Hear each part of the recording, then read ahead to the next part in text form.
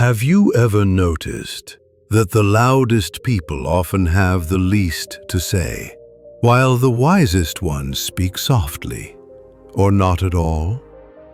Being wise and being seen as wise are not the same. Sometimes silence isn't weakness, it's power.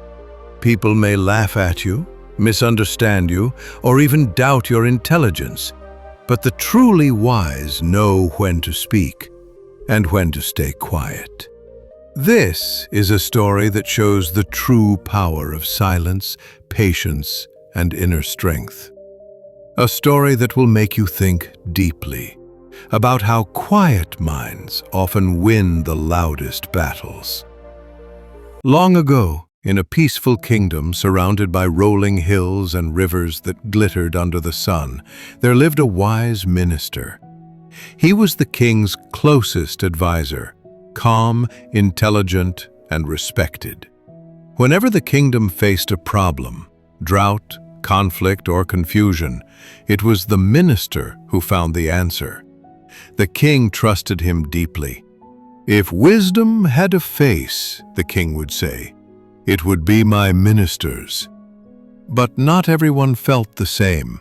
Many courtiers secretly envied his position. They couldn't challenge him openly, but in their hearts they hoped to find a reason to mock him.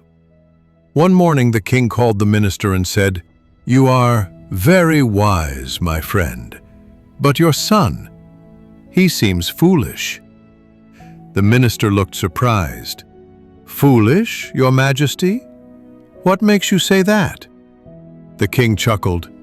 "Every morning when I go for my walk, your son stands by the garden gate. And every day I ask him the same question. Which is more valuable, gold or silver? And every day he answers, silver." The court burst into laughter.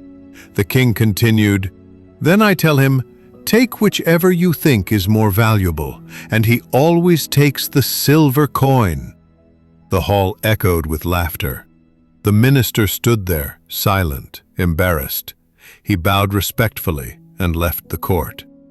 That evening at home, the minister called his son. He looked at him calmly, but with disappointment in his eyes. "My son, tell me honestly, do you know what's more valuable? Gold or silver?" Without hesitation, the boy replied, "Gold, father. Everyone knows that." The minister frowned. "Then why do you tell the king that silver is more valuable? Do you realize people laugh at you and at me?" The boy smiled softly, walked to a small wooden box and opened it. Inside were dozens of silver coins, neatly arranged. The minister's eyes widened. "Where did you get all these?"